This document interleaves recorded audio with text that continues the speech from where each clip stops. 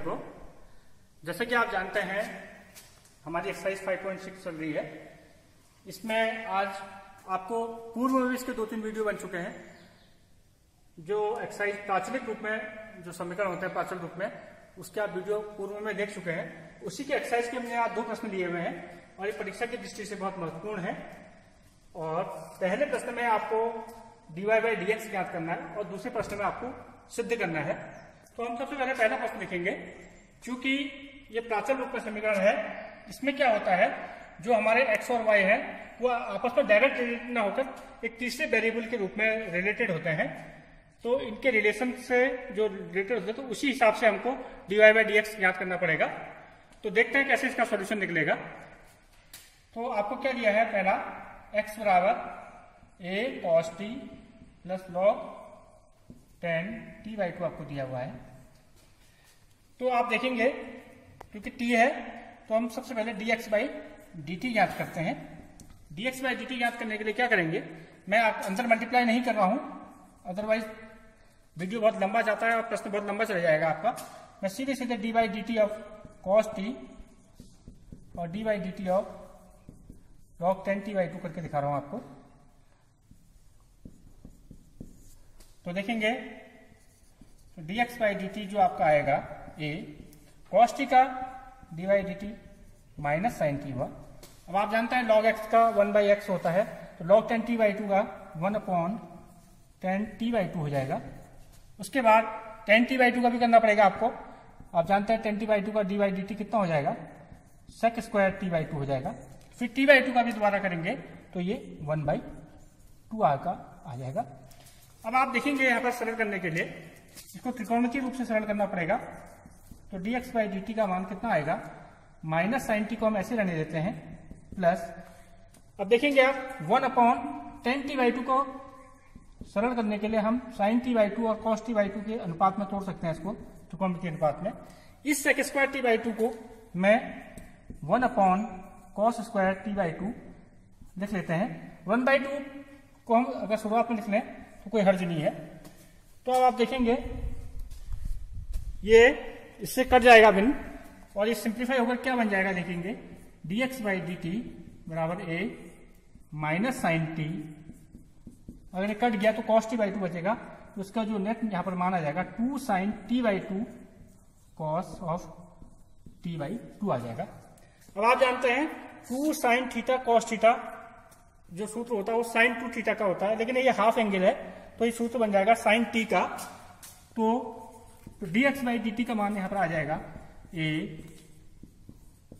Minus sine t plus 1/, इसको मैं sign t लिख सकता हूं। ये सब त्रिकोणमितीय सूत्र हैं, आपको याद करने पड़ेंगे। अगर इसको सिंप्लीफाई करें और एलसीएम लें तो 1 माइनस साइन स्क्वायर t हो जाएगा। dx/dt का मान हो जाएगा a 1 minus sine square t upon sine t हो जाएगा। और इसको सिंप्लीफाई और करते हैं 1 माइनस साइन स्क्वायर t जो होता है आपका cos² t होता है, तो हम इसको a cos² t upon sine t फिलहाल लिख सकते हैं। तो आप देख रहे हैं dx/dt का मान कितना आ गया आपका, ये आपका आ गया a of cos² t upon sine t। ये पहला मान आया आपका, इसको समीकरण 1 भी कह सकते हैं। अब देखिए समीकरण 2 में आपको y का मान दे रखा है a sin t, इसका dy/dt निकालना एक स्टेप में हो जाएगा। तो dy/dt इसका हो जाएगा a कांस्टेंट है sin t का cos t। इतना आपको समीकरण समझ में आ गया होगा। इसको हम समीकरण 2 मान लेते हैं, सॉल्यूशन 2 मान लेते हैं। अब आपने देखा क्योंकि आपको dy/dx ज्ञात करना है, प्रश्न में निकालना है, आपको पहले भी बता दिया गया है। तो dy/dx को अगर हमको ज्ञात करना है तो हम इसको इस ढंग से लिख सकते हैं dy/dt अपॉन dx/dt। अब आप देख रहे होंगे आपको dy/dt भी पता है आपको और dx/dt भी पता है।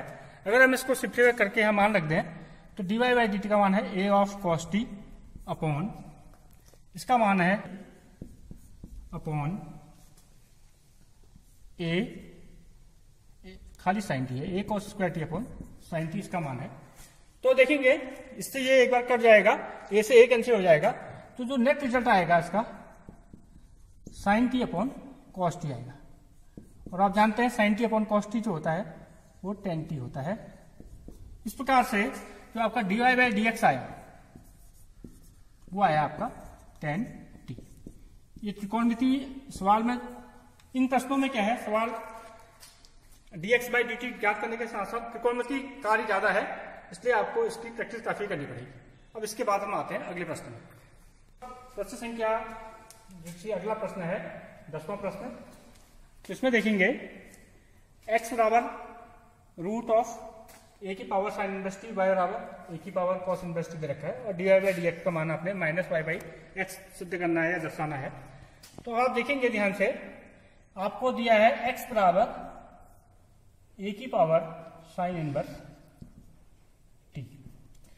तो अगर इसका मैं वर्गमूल है, अगर वर्ग कर दें तो प्रश्न थोड़ा सा आसान हो जाएगा। वर्ग करने पर वर्गमूल हट जाएगा, ए की पावर साइन इनवर्स टी। क्योंकि आपको d y by d t d y by d x याद करना है, और ये टी के रूप में, एक्स का समीकरण संबंध टी के रूप में है, तो इसका टी के सापेक्ष अगर मैं अवकलन करूं तो 2x dx by d t. अब आप जानते हैं ए की power x D by d x of, आपने पढ़ा है ए की पावर x, ये होता है ए की पावर x log, ये एक सूत्र है। तो इसी चीज को हम यहां पर अप्लाई कर लेते हैं, तो ये हो जाएगा ए की पावर साइन इनवर्स टी फिर log a। क्योंकि dx बाई डी टी कर रहे हैं और साइन इनवर्स टी है, तो d by d t of sine inverse T भी आपको करना पड़ेगा इसमें फिर से। तो देखते हैं 2x dx by d T का मान कितना आ जाएगा, ए की power sine inverse t log a, और इसका जो होता है आप जानते हैं 1 upon under root of 1 minus t square होता है। तो फिलहाल हम इसको एक नोट कर लेंगे, इसको समीकरण एक मान लेंगे, या सॉल्यूशन के समय हमारा हेल्प करेगा भी ये। इसी प्रकार से आपको दिया गया है y बराबर ए की पावर रूट ऑफ ए की पावर कॉस इनवर्स टी, तो y स्क्वायर बराबर आ जाएगा आपका ए की पावर कॉस इनवर्स टी। फिर टी के सापेक्ष हम यहां पर अवकलन करेंगे, तो क्या आ जाएगा 2y d y by d t बराबर ए की पावर कॉस इनवर्स टी का log a। फिर जैसे अभी यहां पर क्या था हमने, इस प्रकार से d by d t of आपको कॉस इनवर्स टी करना पड़ेगा। तो देखेंगे 2y d y by d t बराबर ए की power cos inverse t log a, इसका होता है कॉस इनवर्स टी का मतलब minus 1 upon under root of 1 minus t square. इसको हम समीकरण नंबर 2 मान लेते हैं। अब आप ध्यान से देखेंगे, दो समीकरण आपके पास हैं, सिद्ध करना है, तो हम दोनों को अगर हम डिवाइड कर देते हैं तो क्या प्राप्त होगा आपको देखते हैं। क्योंकि d y by d x जो होगा आपको निकालना है, तो मैं इस समीकरण को 2 से और 2 और 1 को आपस में भाग कर देते हैं, तो देखेंगे अब क्या प्राप्त होता है। आप देखेंगे 2y d y by d t upon 2x d x by d t. अब यहां पर जो मान है और यहां पर है, इसको रख लेते हैं हम, क्योंकि पहला मान ये है, इसका मान आ जाएगा ए की power cos inverse t log a, इसको माइनस आगे ले लेते हैं 1 upon under root of 1 minus t square upon, यहां पर रख लेते हैं ए की power sine inverse t log a 1 upon under root of 1 minus t square.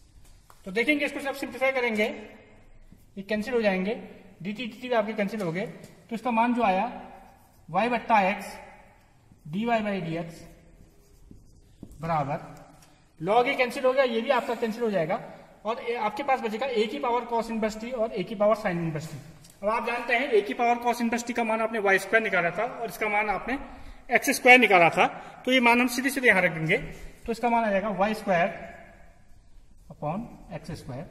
चूंकि ये बराबर में है, वाई वाई से कैंसिल हो जाएगा, एक्स से एक एक बार कैंसिल हो जाएगा, तो डीवाई बाई डी एक्स का जो मान आ जाएगा minus of Y by X आ जाएगा। तो आपके समझ में आ गया होगा। जब तक आप इसका अभ्यास नहीं करेंगे एक दो बार, तब तक ये सिद्ध करने में परेशानी होगी। अतः आप इसका 2-3 बार अभ्यास करेंगे तो प्रश्न आपको आसानी से समझ में आ जाएगा। धन्यवाद।